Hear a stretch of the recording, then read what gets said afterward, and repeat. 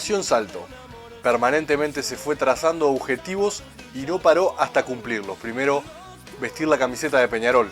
Luego ser citado a la selección, jugar en Europa y vestir la camiseta celeste en una Copa del Mundo. Todos ellos los logró cumplir.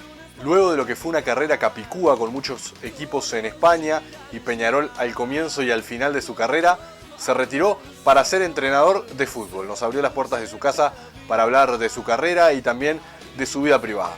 Con ustedes, Gonzalo de los Santos.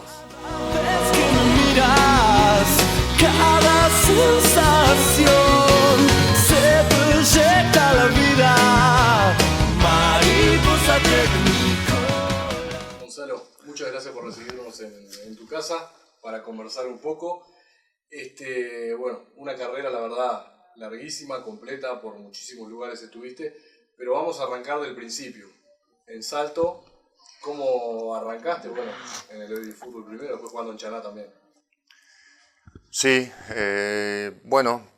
primero que nada, muchas gracias por venir, por tenerme en cuenta para el programa. Después el fútbol sí, es algo muy largo, ¿no? Muy largo, muy dilatado. Empecé a los 5 años en Ferrocarril, hasta los 9 años. De ahí pasé a Deportivo Artigas, hasta los 11 años. Y ahí me fui de Deportivo a Chaná. Y en Chaná jugué 12, 13 años y ahí ya me ascendieron al plantel principal. Y a los 15 me vine para Montevideo. Todo se fue dando, encadenando, ¿no? Es decir, la pasión mía siempre fue el fútbol, por la familia, por lo que me inculcaba mi padre también. El sueño mío era jugar en Peñarol. O sea, de ahí no salía mi sueño. No existía irme a Europa, no existía jugar en la selección. Era jugar en Peñarol, futbolista de Peñarol. Con lo cual, fue pasando el tiempo, se fue haciendo realidad de a poco, pero paralelamente era buen estudiante.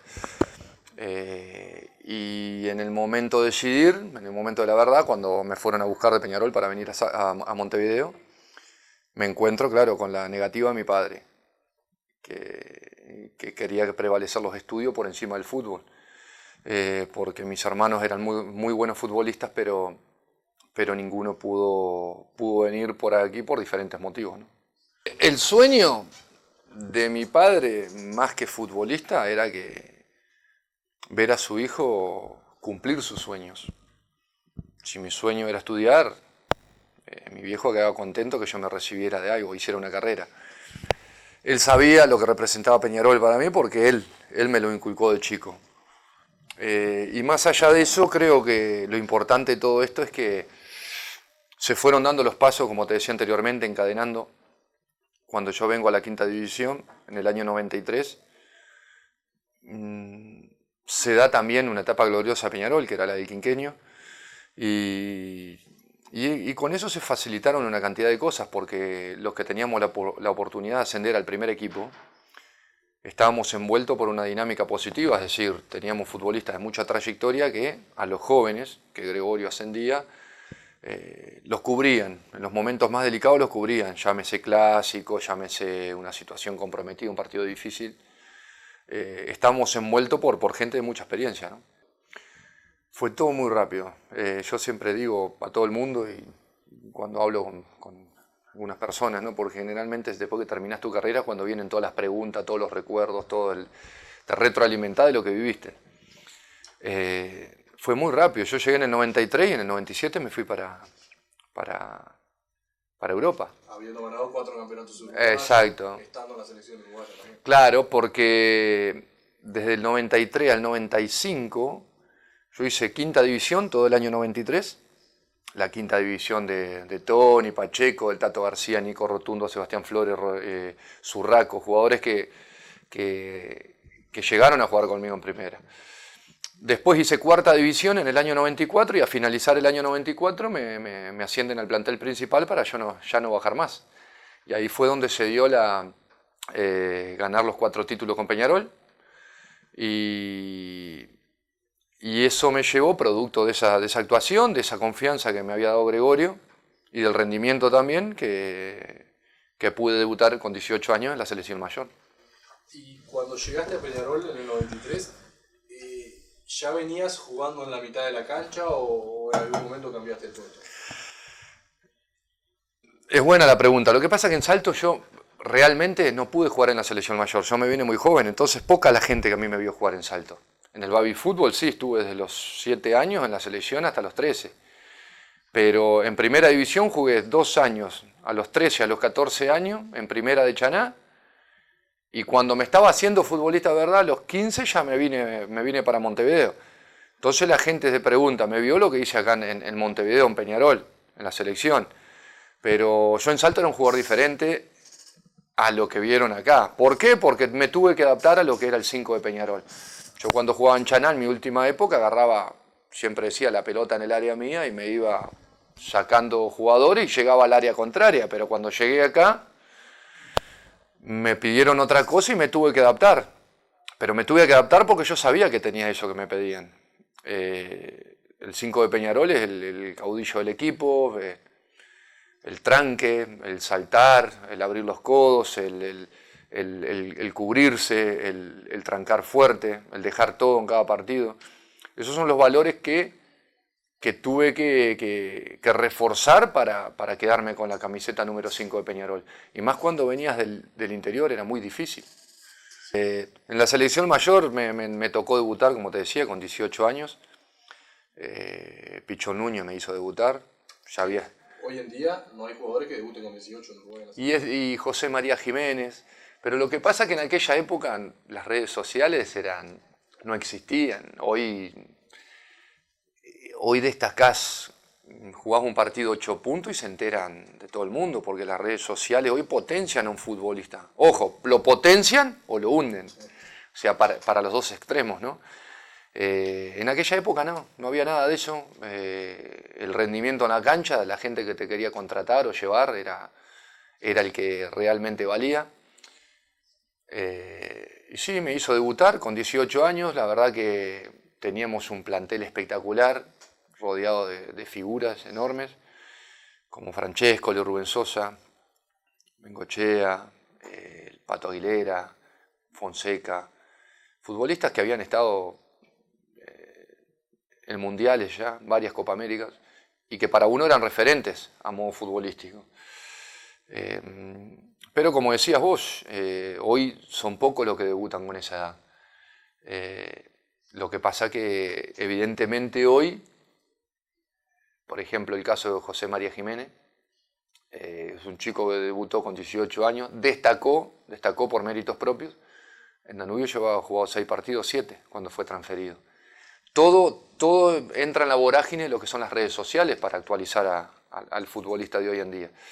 Y en aquella época no existía eso. Decías que estando en Salto tu sueño, tu objetivo por ahí era llegar a Peñarol. Estando en Peñarol quizá la selección, sistemáticamente te fuiste planteando diferentes... Exacto, sí, ahí está. Eso te quería dejar claro. El primer sueño cuando yo estaba en Salto era, nadie me sacaba en la cabeza jugar en Peñarol. Por mi familia, por Peñarol. Era algo que los éxitos que había visto de niños, en el 82, campeón de América del Mundo, 87, el gol de Diego Aguirre en la hora, todas esas cosas me marcaron profundamente. Después, evidentemente, cuando estás en un nivel de profesionalismo, las cosas se van encadenando positivamente, los objetivos a medio plazo y a largo plazo son diferentes. Cuando me toca debutar tan temprano en la selección, y uno, ¿qué es lo que pretende? Estás dejando tu estudio de lado y querés formar un futuro, forjar tu carrera. Ya pensás en el mañana también, no solo en el presente. Porque la carrera del futbolista es muy corta. Desde el momento que sos profesional y vestís las 5 de Peñarol, ya tenés armas o algún poder como para decir, bueno, si yo sigo luchando puedo hacer carrera en esto y puedo tener un bienestar. Con lo cual se me presentó la posibilidad y bueno, y de la selección fue el segundo sueño que tuve, lo pude cumplir. Y después me di cuenta que tenía que irme a Europa, que acá jugando en Peñarol 10, 15 años iba a ser lo mismo, iba a terminar mi carrera, iba a tener que dedicarme a otra cosa. Pero en Europa está la elite y yo sabía que eso era así, con lo cual tuve que cumplir la tercera etapa de mi sueño, que era ir a jugar a Europa. Sus caras de resignación, los vi felices, llenos de dolor. Ellas cocinaban el arroz, se levantaban sus principios todas las mañanas que viví. Y se venía hablando desde el año 95 de mi transferencia. A mí me manejaba Paco Casal. Yo tuve un año 95 muy bueno en Peñarol. Desde ahí me acuerdo que estuve a punto de pasar a River argentino, a Boca. Estuve a punto de ir al Milan de Italia, que vinieron a vernos, a Federico Magallanes y a mí. Se fue formando una vorágine de equipos, de vas, de no vas, de transferencia. Después cuando debuté en la selección, salía en la prensa, de Los Santos se va, de Los Santos se va, pero nunca pasaba nada. Aprendí mucho de eso. Mis padres me hablaban que si bien ellos estaban lejos de lo que era el profesionalismo en el fútbol, que tenía que estar tranquilo, que la gente de Paco Casal, del grupo, se comunicaban con ellos para que yo me tranquilizara. Pero entras en la manija, por más tranquilo que quieras estar, siempre estás pensando en ayudar.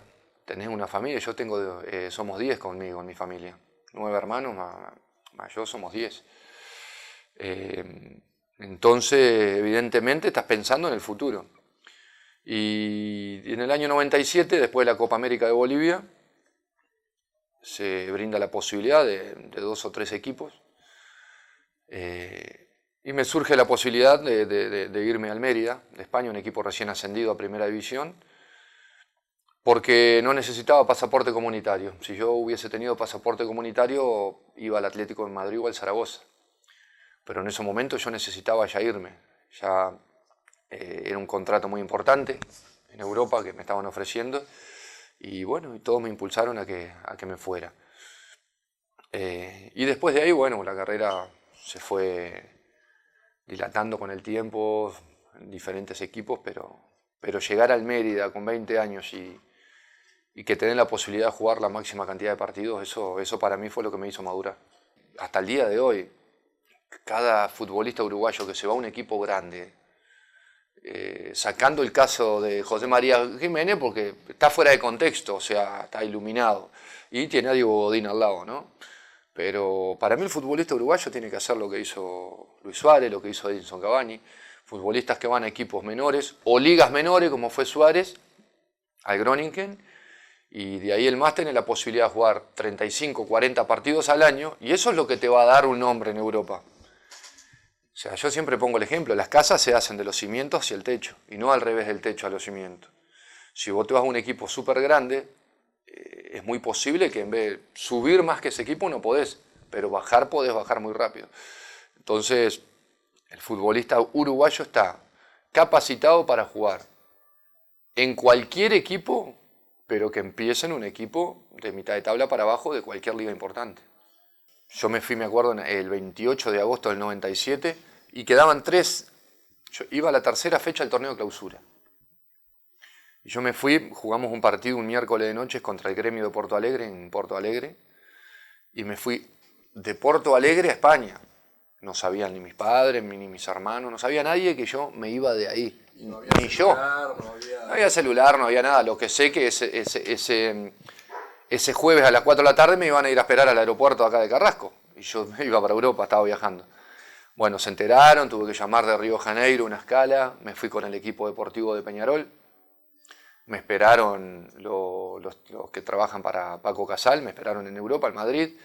Fuimos a comprar un traje, me llevaron a firmar el contrato, me explicaron todo, hablaron con mis padres y se tranquilizó todo.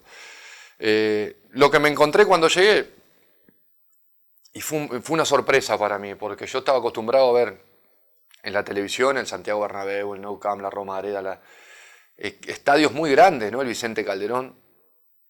Y me encuentro con una ciudad de 50.000 habitantes y un estadio de 15.000 personas. Entonces como que me golpeó un poco. Pero me golpeó por la reputación que yo tenía acá en Sudamérica. Yo llevaba 2 años ya jugando de titular en la selección y llevaba 3 años de titular en Peñarol. Entonces me fui por ahí con el ego demasiado elevado y me chocó un poco a dónde llegaba. Pero evidentemente el tiempo me dio la razón, porque el Mérida me permitió jugar 42 partidos entre Liga y Copa del Rey, me permitió asentarme, conocer un fútbol totalmente diferente al nuestro, y sobre todo marcar y enfrentarme a figuras de primer nivel en aquella época, Rivaldo, Fernando Redondo, bueno, muchos futbolistas que la verdad que me sorprendían durante todos los partidos y que yo los miraba antes por televisión, y después me enfrenté a ellos y eso fue lo que me hizo madurar y lo que me hizo seguir creciendo en mi carrera. Después sí el Málaga. Claro, de ahí del Mérida, bueno, después de la buena temporada, tenía dos posibilidades, o Mallorca o Málaga. Mallorca en primera división o Málaga en segunda división. Me brindaron las dos posibilidades para que eligiera, pero siempre también en diálogo con Paco Casal. El Mallorca y el Málaga era un club de los mismos propietarios. Es decir, tenía la posibilidad de los dos. Y cuando digo no, el Mallorca, porque está en primera, dice no, vos vas a ir al Málaga. Vas a ir al Málaga, pues está invirtiendo mucho, está haciendo un proyecto muy bueno, está apostando a la Copa UEFA en 2 años y vos tenés que estar ahí. Bueno, me fui al Málaga en segunda división. Y llegué, la verdad que la gente estaba muy contenta de que llegara. Yo había hecho una gran temporada en primera división el año anterior, pero me costó el primer año porque yo cambié una ciudad de 20.000 personas por una ciudad de 1 millón de habitantes, turística, como es Málaga. La edad me engañó un poco, me trastocó un poco los planes, porque yo tenía 20 años y cuando llego a los 21 años a Málaga, evidentemente me encontré mucho turismo, verano, playas. Eso me llevó a que pasara mucho lesionado, tuve muchas lesiones musculares, pero salimos campeones, ascendimos ese año y después, bueno, fueron 2 años en primera división espectaculares con el Málaga, que ahí sí definitivamente ya me hicieron ganar un nombre y un respeto dentro de España y en Europa. El Málaga ya era más parecido a lo que uno veía antes de irse para Europa. Un estadio de la Rosaleda, mundialista del 82, una ciudad con muchos hinchas fuera, dentro de la cancha. Entonces se acercaba más a lo que uno veía por tele. Después de esos 2 años, sí, bueno, el Rafa Benítez, un entrenador joven, me pide para el Valencia. Y Héctor Cooper, que se había ido del Valencia al Inter, me pide para el Inter. Pero en esos momentos me decido por el Valencia, porque quería seguir en España. Me gustaba mucho el fútbol español y el idioma, mi señora también es española, los niños, tenía una nena recién nacida. Y el Valencia estaba armando, después de 31 años, quería salir campeón sí o sí, estaba armando un buen plantel, un buen equipo. Y al final de liga fuimos campeones de liga. O sea, en mi primera temporada pudimos salir campeón de liga. Después de 31 años salir campeón con el Valencia es algo que hasta el día de hoy, cuando se cumple fecha, me siguen llamando, periodistas, compañeros. Siempre que voy por Valencia tratamos de juntarnos porque fue algo como que cambió el chip, ¿no? El chip de lo que era esa competitividad Barça-Madrid, Barça-Madrid. Hoy en día está peor todavía. O sea, Barça y Madrid hay 5 escalones por encima del resto, ¿no? Por eso es muy meritorio lo que hizo Simeone con el Atlético de Madrid. Pero en Valencia formamos una estructura muy sólida, un equipo que sabíamos, estábamos convencidos que era nuestro campeonato, que íbamos a salir campeones. Un equipo grande, con todas las letras. Un estadio espectacular, muy parecido a la Bombonera de Boca, unas instalaciones espectaculares. Fue una transferencia muy importante para mí, un contrato muy largo, que realmente me dio ese sustento para poder disfrutar del fútbol también y estar tranquilo. Y yo pasé muy bien en Valencia, muy bien. En medio de todo eso estaba también la selección. Bueno, en la selección yo ya venía del proceso anterior. Las eliminatorias Francia 98 me había tocado ser el menor del grupo. En las eliminatorias para Corea y Japón tuvimos una cantidad de cambios de entrenadores. Evidentemente no había el proyecto que hay ahora tan formal, era lo que se necesitaba antes. Y hoy con el maestro Tavares es espectacular el sustento que tiene a modo de proyecto deportivo. Y en aquella época, bueno, estuvo Pichón Núñez, estuvo Juan Auchaín, estuvo Máspoli en la Copa América de Bolivia, estuvo después, bueno, Daniel Pasarela, y terminó Víctor Púa. Nosotros sabíamos que íbamos a clasificar al Mundial, era un plantel de muchos nombres de futbolistas excepcionales, espectaculares en su mejor momento. Pablo Montero Recoba, Darío Silva, Darío Rodríguez, o sea, había futbolistas, Pablo García, Fabián O'Neill. O sea, nunca me canso de decir que aquel plantel era mejor que este. Pero evidentemente, cuando no tenés un proyecto detrás, estás a la deriva. Y hablo de proyecto, por ahí suena excusa, pero nosotros nunca tuvimos un partido de despedida en el estadio. Nosotros nunca tuvimos una concentración digna de una selección. Nosotros cuando íbamos a descansar a las habitaciones en el Complejo Celeste, te dabas vuelta y te caías. Los colchones eran de una plaza y eran muy chicos. Después no había las comodidades que hay ahora. Y lo digo con propiedad porque después que me retiré fui al complejo, el maestro Tavares me recibió lo más bien, me llevó a recorrer todas las instalaciones, dialogamos mucho y me hizo ver las diferencias que había en el proceso, en los procesos anteriores con lo que era ahora el complejo. Cuando vos estabas en la selección, ¿te dabas cuenta que merecían más o te diste cuenta recién después cuando fuiste y conociste las instalaciones? Me di cuenta después. Me di cuenta después porque siempre es bueno comparar y lo pude comparar. Yo creo que porque nosotros a veces concentramos al principio del proceso para las eliminatorias de Corea y Japón, concentramos en la posta de al lado, en Punta del Este. De ahí teníamos que venir los días de los partidos, veníamos en ómnibus de Punta del Este. Después, bueno, nos cambiamos para el Complejo Celeste, más sobre el Mundial 2002. Pero no, después cuando pude ir en el proceso Tavares, hay una diferencia abismal. Hoy sí es una concentración para una selección. Reina la tranquilidad, la paz, reina el buen ambiente, la cocina está de otra manera. Había una piscina que nosotros jamás la usamos y siempre nos preguntamos para qué estaba. Hoy esa piscina desapareció, hicieron un estar para los familiares, para que los familiares y los futbolistas cuando vayan se sientan cómodos. Nuestros familiares cuando iban tenían que estar en la intemperie con tremendas heladas. Y mi familia lo puede decir, o sea, el frío, ¿no? En fin, pero todo sirve para darse cuenta que un proceso conlleva, es un camino largo, que conlleva una cantidad de pros y contras y de diferencias. Pero cuando hay una cabeza visible, cuando hay un director de orquesta y un líder hay que seguirlo. Hay que seguirlo porque evidentemente te lleva a buen puerto. Yo creo que el fútbol hoy en día en Uruguay, la selección, el proyecto de selección es la antítesis de todo lo que pasa en los clubes de fútbol. Vestir la camiseta de la selección en una Copa del Mundo fue para mí algo que lo tengo grabado hasta el día de hoy. Sí, tengo las camisetas. Que se venía a quedar afuera de los mundiales.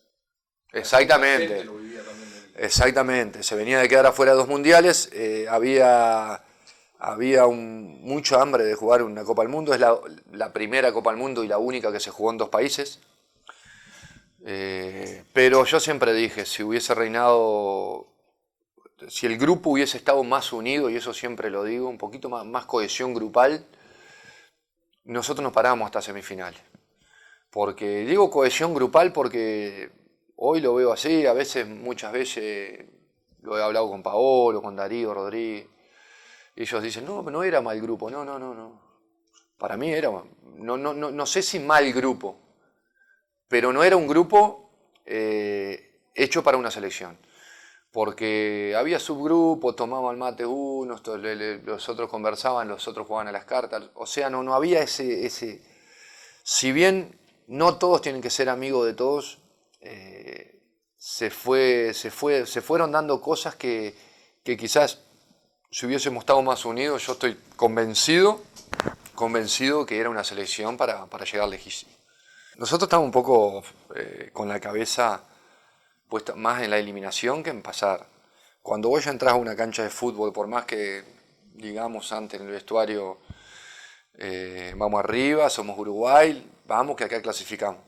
No, pero la cabeza ya te está funcionando de otra manera. La concentración era mala, muy mala. Fuimos a la fábrica de la Samsung, estábamos en el medio de montañas, lejos de todo. Se dieron una cantidad de circunstancias que conspiraron contra el rendimiento de la selección. Y esto lo digo porque lo viví, la verdad que hoy pienso y miro las cosas que le dan a la selección y estamos muy lejos de aquello, ¿no? Y el partido con Senegal, un partido que la cabeza nos afectó mucho. Ya estábamos pensando en venirnos antes que jugar ese partido y ganarlo. 3-0 el primer tiempo, y es duro. Y así todo, el segundo tiempo se jugaban 2 minutos más de partido y lo ganábamos. ¿Cómo fue esa jugada del Chengue, el cabezazo? Él dice que el efecto y el sol lo molestaron, pero es que, ¿qué le vas a decir al Chengue? Fue el que nos dio la clasificación. Aparte buenísimo, un tipo noble, un tipo de corazón gigante. Se dio así, son las cosas del destino, y decir, si nosotros al destino le hubiésemos ayudado estando más cohesionados y viendo algunas cosas que después las vimos, para hablarla y para exigir, porque yo siempre digo, ¿sabés por qué hay que exigir? Porque después el que critican es el futbolista. El que sale adentro de la cancha es el futbolista. Bien, entonces hay que exigir. Nosotros vivimos cosas que la gente realmente nunca se enteró de aquella selección. Sus caras de resignación, los vi felices, llenos de dolor.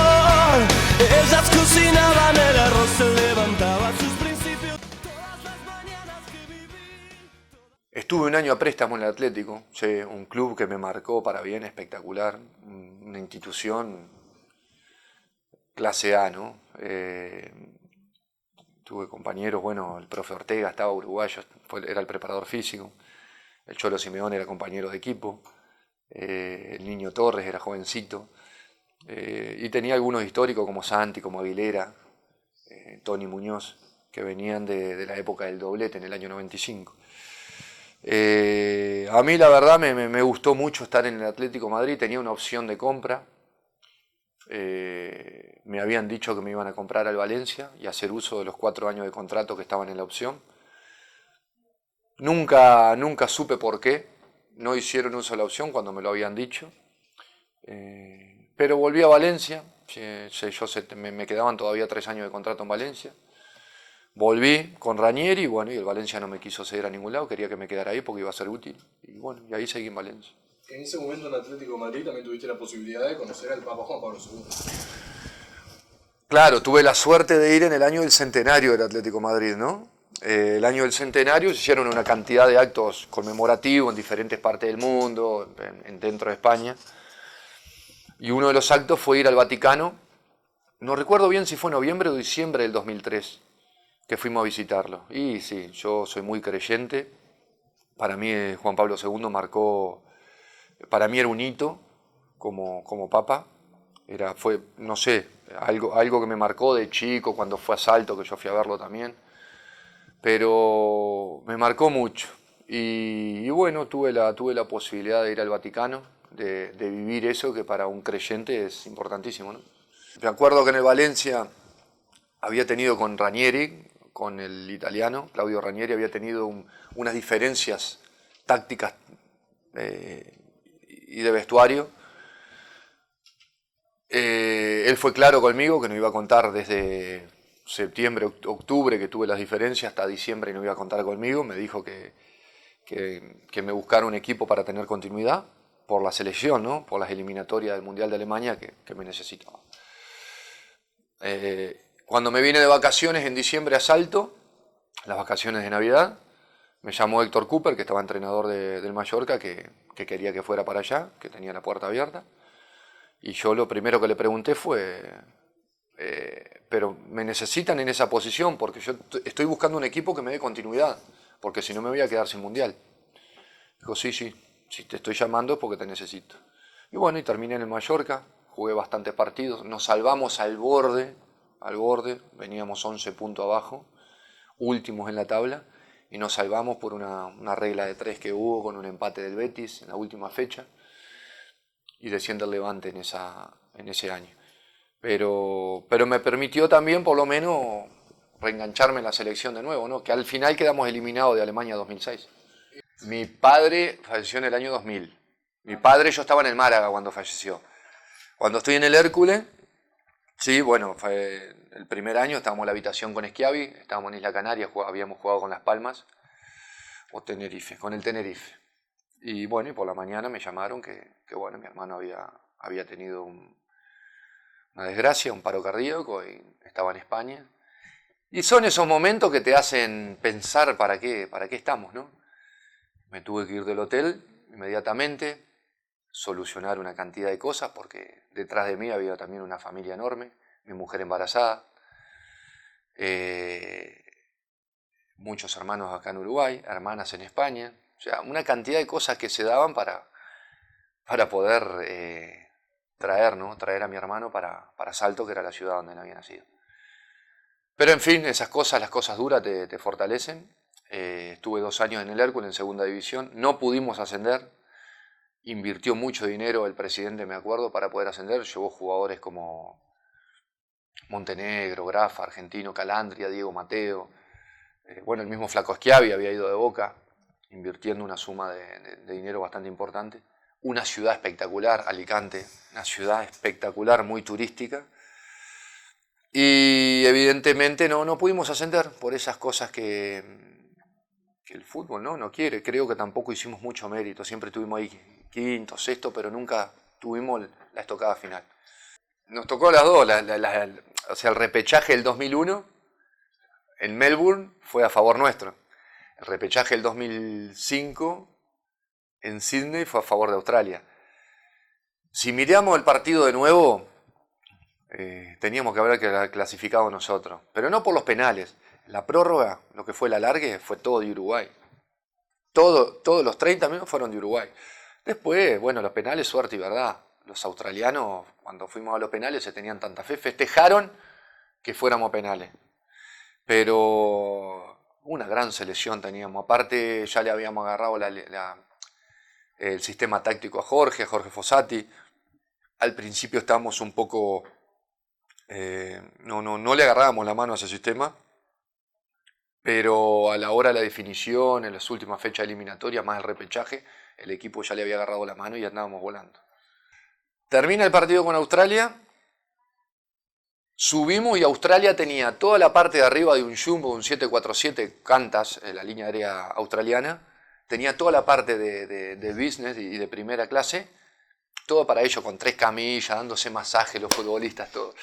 Y nosotros quedamos de cara, eso o sea, nos mentalizamos que nos tenía que ser más fuerte, ¿no?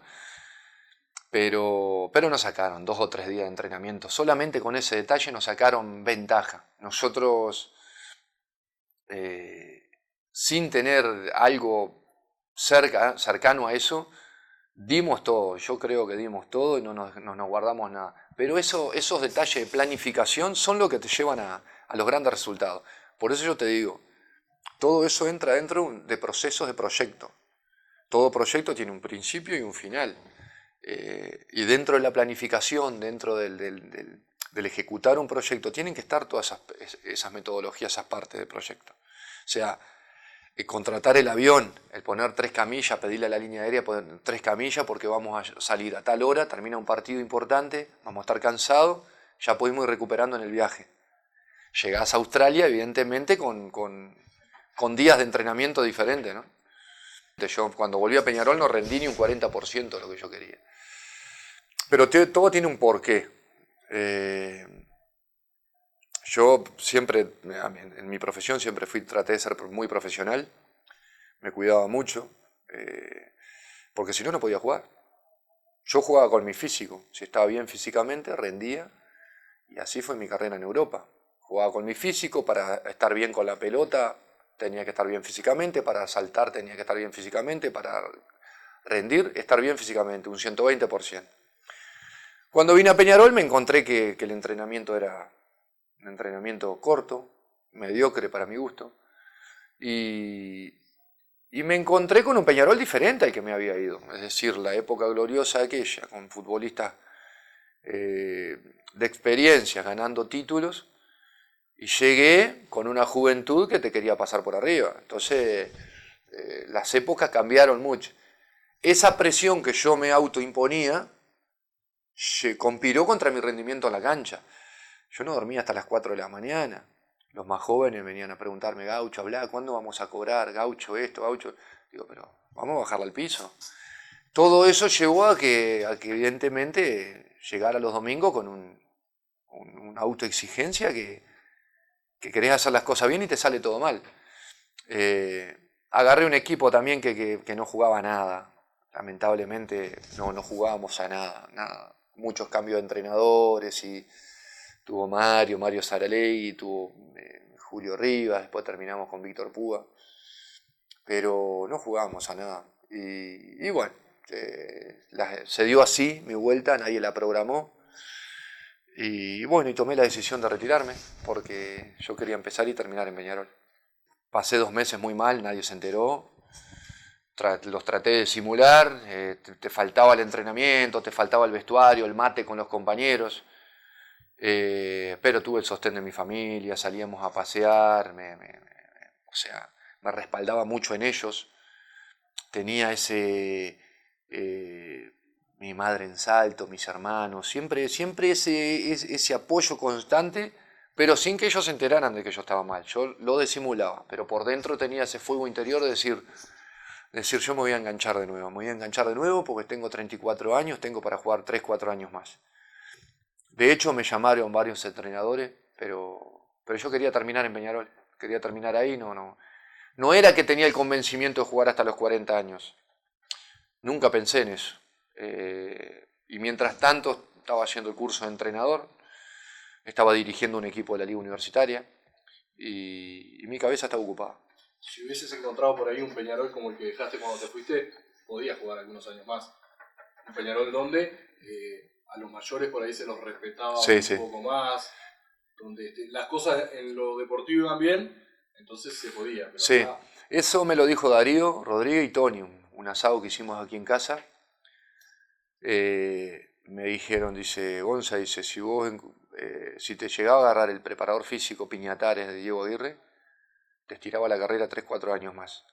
Pero no solo físicamente, mentalmente, porque, como me estás diciendo, el fútbol es un todo. Si vos estás bien físicamente, pero no estás mentalmente, quédate tranquilo que vas a tener contracturas, algunas molestias. Hoy el fútbol es un todo. El estado emocional de cada uno te ayuda o te hunde. Y cuando tenés ciertas responsabilidades, venís como un referente de Europa, el que siente el fútbol evidentemente te golpea, ¿no? Para mí un cuerpo técnico tiene que estar formado por un equipo multidisciplinar. Si vos sos entrenador, pero no sabés de capacidad aeróbica, anaeróbica, el umbral anaeróbico, umbral aeróbico, potencia aeróbica, y estás en un debe.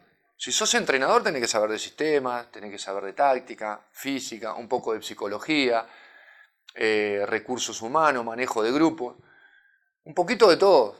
Si sos preparador físico y no sabes de táctica, y algo te está faltando.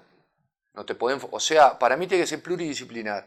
El ayudante técnico tiene que tener tu misma lectura. Entonces la preparación física en el fútbol actual es mucho más importante que hacer correr a un equipo. Sus caras de resignación, los vi felices, llenos de dolor. Ellas cocinaban el arroz, se levantaban sus principios todas las mañanas que viví. Estuve un año a préstamo en el Atlético, un club que me marcó para bien, espectacular, una institución clase A, ¿no? Tuve compañeros, bueno, el profe Ortega estaba uruguayo, era el preparador físico, el Cholo Simeone era compañero de equipo, el Niño Torres era jovencito, y tenía algunos históricos como Santi, como Aguilera, Tony Muñoz, que venían de la época del doblete en el año 95. A mí la verdad me gustó mucho estar en el Atlético Madrid, tenía una opción de compra. Me habían dicho que me iban a comprar al Valencia y hacer uso de los 4 años de contrato que estaban en la opción. Nunca supe por qué no hicieron uso de la opción cuando me lo habían dicho. Pero volví a Valencia, Me quedaban todavía 3 años de contrato en Valencia. Volví con Ranieri, bueno, y el Valencia no me quiso ceder a ningún lado, quería que me quedara ahí porque iba a ser útil. Y bueno, y ahí seguí en Valencia. En ese momento en Atlético de Madrid también tuviste la posibilidad de conocer al Papa Juan Pablo II. Claro, tuve la suerte de ir en el año del centenario del Atlético de Madrid, ¿no? El año del centenario se hicieron una cantidad de actos conmemorativos en diferentes partes del mundo, dentro de España. Y uno de los actos fue ir al Vaticano. No recuerdo bien si fue noviembre o diciembre del 2003 que fuimos a visitarlo. Y sí, yo soy muy creyente. Para mí Juan Pablo II marcó, para mí era un hito como papa. Fue, no sé, algo que me marcó de chico cuando fue a Salto, que yo fui a verlo también. Pero me marcó mucho. Y bueno, tuve la posibilidad de ir al Vaticano, de vivir eso que para un creyente es importantísimo, ¿no? Me acuerdo que en el Valencia había tenido con Ranieri, con el italiano, Claudio Ranieri, había tenido unas diferencias tácticas y de vestuario. Él fue claro conmigo que no iba a contar desde septiembre, octubre, que tuve las diferencias, hasta diciembre no iba a contar conmigo. Me dijo que me buscara un equipo para tener continuidad por la selección, ¿no? Por las eliminatorias del Mundial de Alemania que me necesitaba. Cuando me vine de vacaciones en diciembre a Salto, las vacaciones de Navidad, me llamó Héctor Cooper, que estaba entrenador del Mallorca, que quería que fuera para allá, que tenía la puerta abierta. Y yo lo primero que le pregunté fue, pero me necesitan en esa posición porque yo estoy buscando un equipo que me dé continuidad, porque si no me voy a quedar sin Mundial. Dijo, sí, si te estoy llamando es porque te necesito. Y bueno, y terminé en el Mallorca, jugué bastantes partidos, nos salvamos al borde, veníamos 11 puntos abajo, últimos en la tabla, y nos salvamos por una regla de 3 que hubo con un empate del Betis en la última fecha, y desciende el Levante en ese año. Pero me permitió también, por lo menos, reengancharme en la selección de nuevo, ¿no? Que al final quedamos eliminados de Alemania 2006. Mi padre falleció en el año 2000. Yo estaba en el Málaga cuando falleció. Cuando estoy en el Hércules, sí, bueno, fue el primer año, estábamos en la habitación con Schiavi, estábamos en Isla Canaria, habíamos jugado con Las Palmas, o Tenerife, con el Tenerife. Y bueno, y por la mañana me llamaron que bueno, mi hermano había tenido una desgracia, un paro cardíaco, y estaba en España. Y son esos momentos que te hacen pensar para qué estamos, ¿no? Me tuve que ir del hotel inmediatamente, solucionar una cantidad de cosas, porque detrás de mí había también una familia enorme, mi mujer embarazada, muchos hermanos acá en Uruguay, hermanas en España. O sea, una cantidad de cosas que se daban para poder traer a mi hermano para Salto, que era la ciudad donde él había nacido. Pero en fin, las cosas duras te fortalecen. Estuve 2 años en el Hércules, en segunda división, no pudimos ascender, invirtió mucho dinero el presidente, me acuerdo, para poder ascender, llevó jugadores como Montenegro, Grafa, Argentino, Calandria, Diego Mateo, bueno, el mismo Flaco Schiavi había ido de Boca, invirtiendo una suma de dinero bastante importante. Una ciudad espectacular, Alicante, una ciudad espectacular, muy turística.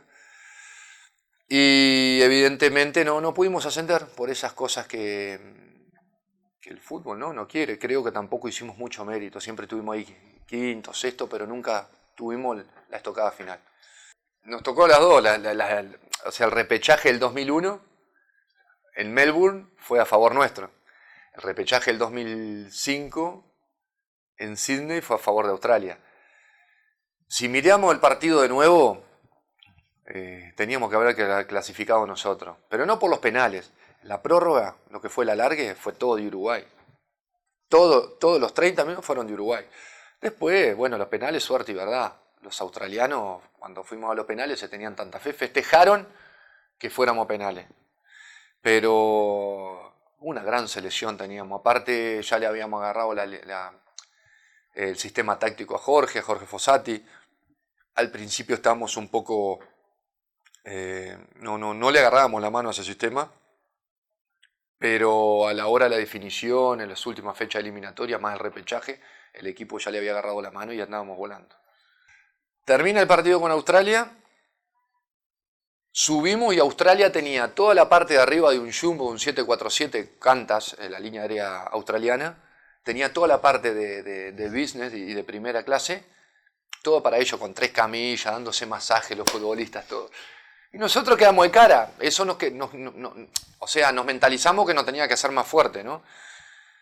Pero nos sacaron 2 o 3 días de entrenamiento, solamente con ese detalle nos sacaron ventaja. Nosotros, sin tener algo cercano a eso, dimos todo, yo creo que dimos todo y no nos guardamos nada. Pero esos detalles de planificación son lo que te llevan a los grandes resultados. Por eso yo te digo, todo eso entra dentro de procesos de proyecto. Todo proyecto tiene un principio y un final. Y dentro de la planificación, dentro del ejecutar un proyecto, tienen que estar todas esas metodologías, esas partes del proyecto. O sea, contratar el avión, el poner 3 camillas, pedirle a la línea aérea poner 3 camillas porque vamos a salir a tal hora, termina un partido importante, vamos a estar cansados, ya podemos ir recuperando en el viaje. Llegás a Australia, evidentemente, con días de entrenamiento diferentes, ¿no? Yo cuando volví a Peñarol no rendí ni un 40% de lo que yo quería. Pero todo tiene un porqué. Yo siempre, en mi profesión, siempre traté de ser muy profesional, me cuidaba mucho, porque si no, no podía jugar. Yo jugaba con mi físico, si estaba bien físicamente, rendía, y así fue mi carrera en Europa. Jugaba con mi físico, para estar bien con la pelota tenía que estar bien físicamente, para saltar tenía que estar bien físicamente, para rendir, estar bien físicamente, un 120%.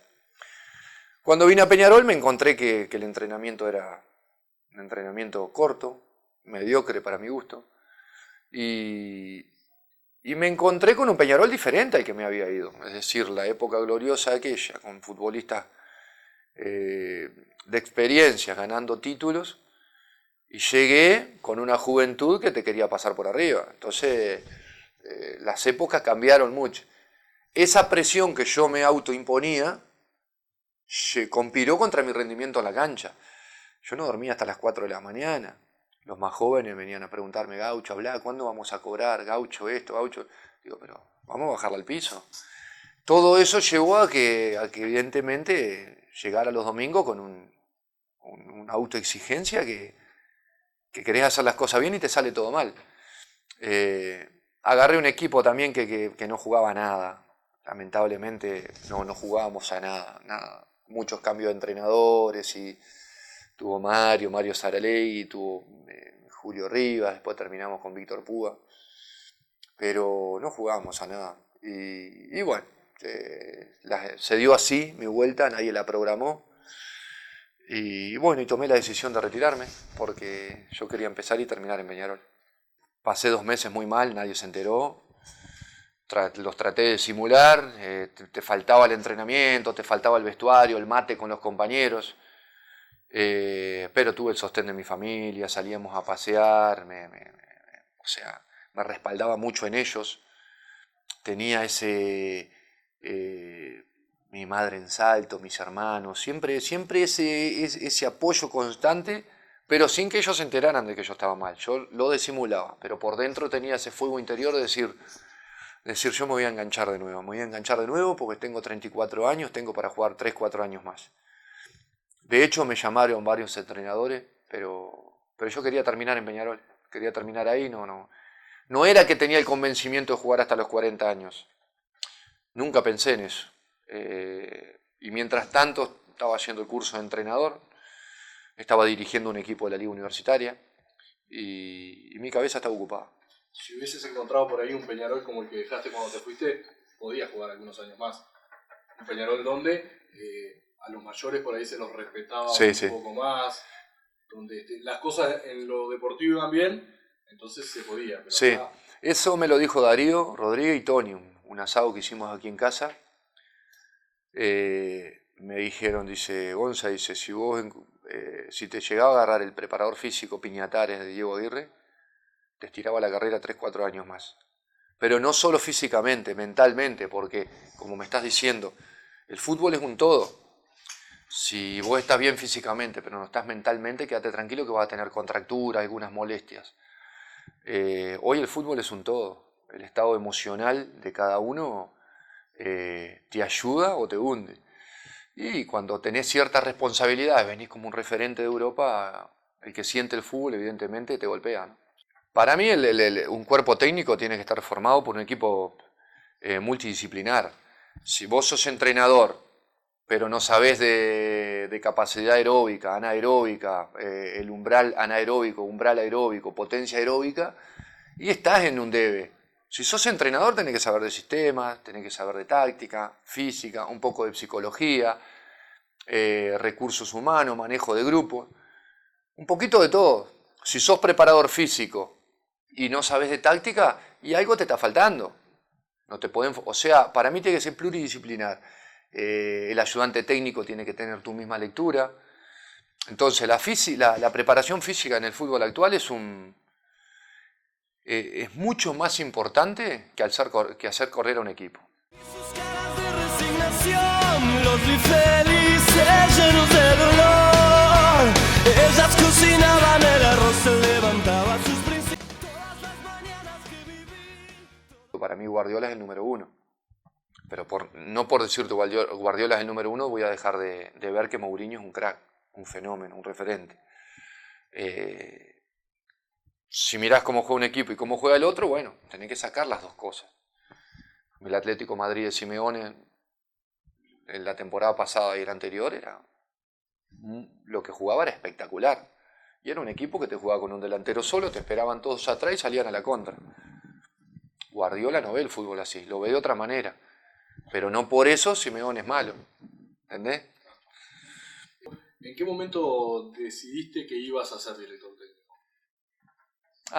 De joven, a los 21, 22 años, yo, por la posición que ocupaba en la cancha de volante central, siempre tuve esa pregunta, ¿no? ¿Y por qué y para qué? A todos los entrenadores, ¿por qué hacemos este ejercicio? ¿Para qué? ¿En qué nos va a ayudar? Entonces, siempre fui curioso de cara a la táctica, a los sistemas, a la formación de grupos. Y gracias a Dios tuve grandes entrenadores, tuve a Picho Núñez, Fossati, Gregorio Pérez, Rafa Benítez, Goicoechea, Ranieri, Quique Sánchez Flores, Gregorio Manzano, no sé si me olvido de alguno, Víctor Púa, Pasarela.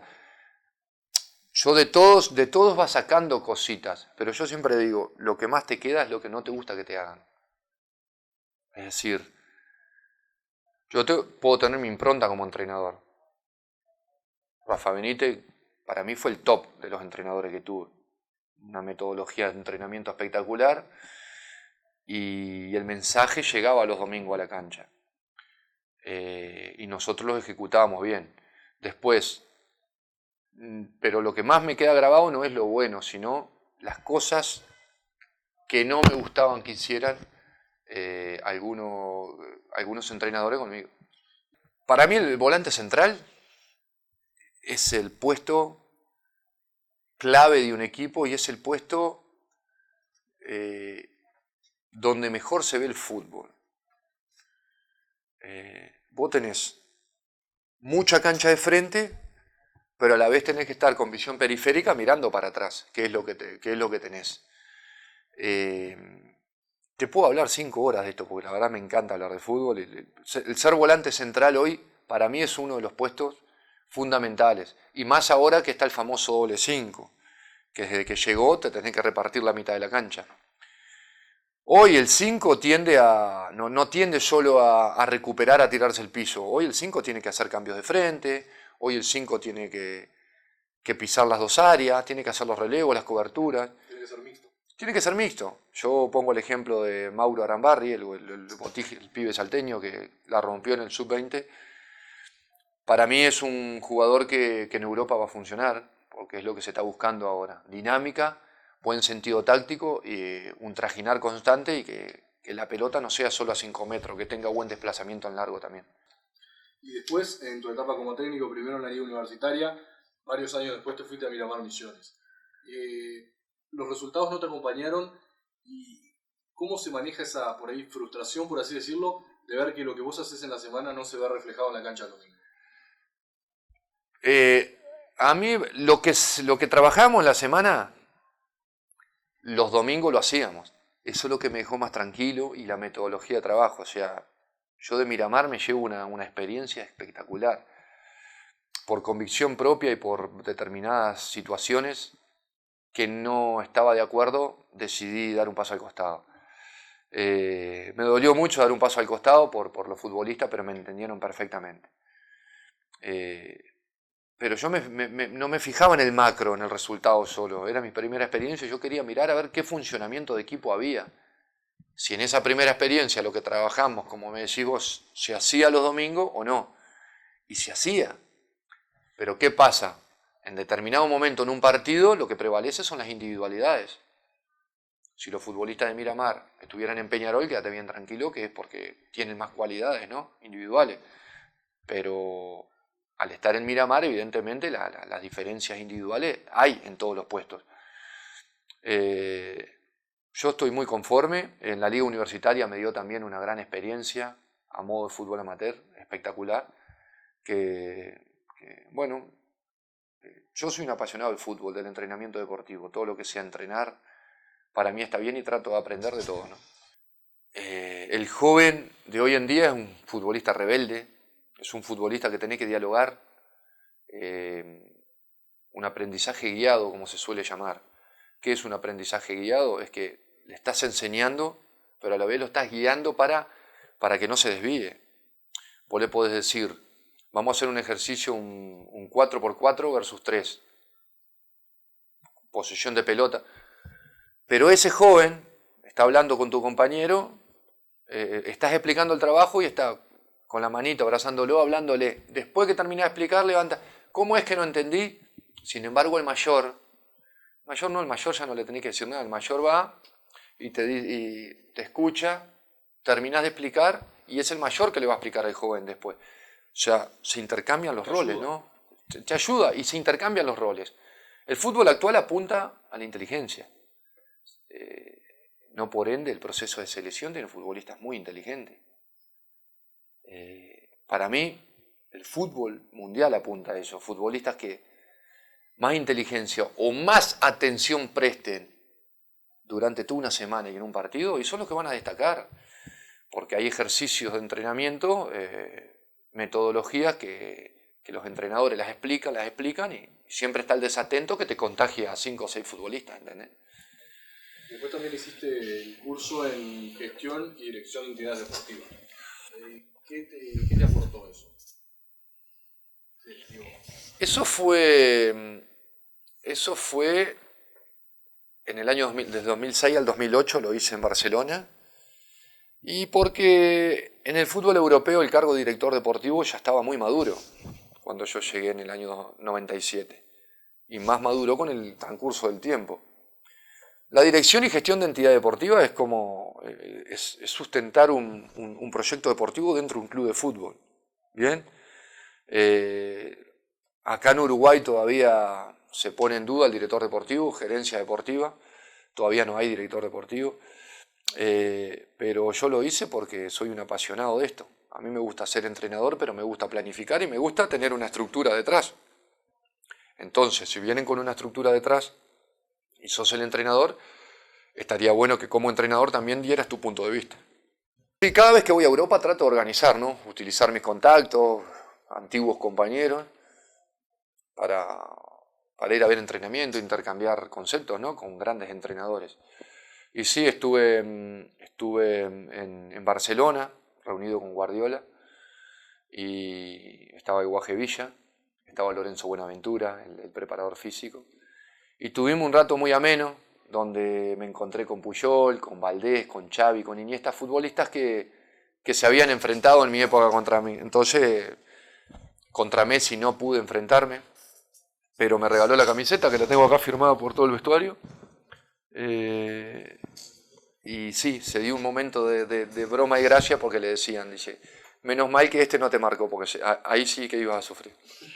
Pero es indudable que no lo podés agarrar. O sea, no, es un futbolista que está 2 o 3 velocidades encima del resto. Es digno de admiración. No No es fácil agarrarlo. Y el tema de las camisetas que acá tenés, ¿cuántas tenés? Mirá, está desordenado ahora, no me gusta tenerlas así. Están los equipos donde jugué, la carrera que hice. Después tengo intercambiadas con... Si había un uruguayo en la cancha, era la prioridad para cambiarla. La cambiaba con el uruguayo. Pero si no, con alguna figura o alguien. Yo quería coleccionar camisetas para mostrarle a mis hijos cuando crecieran. Y después tengo en el baúl, tengo 320 más. Tengo 370 en total. Pero lo que pasa es que aquí no me da para ponerla todas. Voy cambiando. Cada 4 meses cambio, guardo esta en el baúl y saco otras tantas. ¿Y cuáles son las que por ahí más sorprendieron a tus hijos? Y los que ellos preguntan siempre son las del Real Madrid y Barcelona. Entonces ahí tengo del Arsenal, tengo del Manchester, tengo... Los equipos que más sobresalen a nivel mundial, Milan, Boca, River. Sí, entonces, ¿qué pregunta? Yo tengo una del Madrid que se la cambié al gordo Ronaldo y ellos piensan que es el Ronaldo actual. Entonces tengo que explicarle que no, que para mí fue el mejor delantero de la historia, que fue un fenómeno que jugó. Claro, entonces al ser chico no recuerdan. Todos se quedan con el Ronaldo actual. Y ahora que nombrás a tus hijos, ¿cómo fue ese cambio de vivir en Europa, tener que volverse a Uruguay después? No, lo que pasa es que no fue duro porque nosotros también cada vez que veníamos de vacaciones teníamos ya armado, teníamos nuestro apartamento, nuestros coches, teníamos armado porque ya veníamos de vacaciones a disfrutar de nuestras cosas. Mi señora sí tuvo 2 o 3 meses ahí extrañando bastante, pero bueno, es ley de vida, como yo le digo. Yo en 4 o 5 años la idea mía es estar en España de nuevo dirigiendo, con lo cual vamos a tener que hacer otro cambio. Y un entrenador de fútbol, hoy estás en Montevideo y mañana te puede tocar Santiago de Chile y pasado te puede tocar Bogotá y después te puede tocar Madrid. Pero es lo que uno elige y tengo una familia y una mujer que gracias a Dios me acompañaron a todos lados y siempre fueron fieles en los momentos más difíciles y eso es lo que sirve. Si tenés que elegir para cerrar el mejor técnico que te dirigió y el mejor jugador con el que jugaste, con el que compartiste plantel. Mejor entrenador Rafa Benítez, campeón con el Valencia y hoy está en el Nápoles, fue un fenómeno en el Liverpool también. El mejor jugador que jugué, Fabián O'Neill, futbolista diferente por donde se los vea. Después tuve varios, pero por diferentes motivos, por situaciones parecidas en la cancha, Fabián O'Neill. ¿Y el más difícil de marcar? El más difícil de marcar, y ahí sabés que a mí me tocaban todos los fenómenos marcar por la posición en la cancha. Tuve que marcar al mejor Fernando Redondo, al mejor Rivaldo, al mejor Zidane, al mejor Ronaldinho, al mejor Snyder cuando estaba en el Ajax, al mejor Valderrama en las eliminatorias de Francia 98. O sea, tuve cada nene para marcar, que evidentemente o te bailaban o tenía que buscar alguna manera de frenarlo. Salí bastante bien parado, pero el más difícil de todos, Zidane. Porque Zidane no tenía el cambio de ritmo Ronaldinho. Era raro su juego, pero era todo arte lo que hacía. O sea, todo lo que hacía Zidane dentro de la cancha te dejaba de cara porque te sorprendía porque era una calidad técnica. Lo ibas a marcar y te tiraba el cuerpo para un lado y la pierna para el otro. Entonces, como que te descolocaba sus movimientos de cuerpo, ¿no? No era un futbolista normal. Rivaldo, una técnica impresionante, pero bueno, ya era un futbolista normal en el que lo marcaba como marcaba cualquier otro. Ronaldinho tenía un cambio de ritmo y una potencia exagerada en su mejor nivel, que era diferente total. Pero Zidane tenía eso que te jugaba con el amague del cuerpo y no sabías para dónde iba a arrancar. Muchas gracias, Gonzalo. No, gracias a vos y bueno, y saludo para todo Salto, que de pronto nos veremos. La próxima semana en Destinos conoceremos a quien fue la primera persona de nuestro país en ganar un título mundial de boxeo. Chris Namus se abre con nosotros dejándonos conocer a la persona que vive bajo la aguerrida boxeadora que tanta polémica ha generado en lo que va de su carrera. Acompáñenos en 7 días con una nueva emisión de Destinos. Solo que el tiempo no los esperó. La melancolía de morir en este mundo y de vivir sin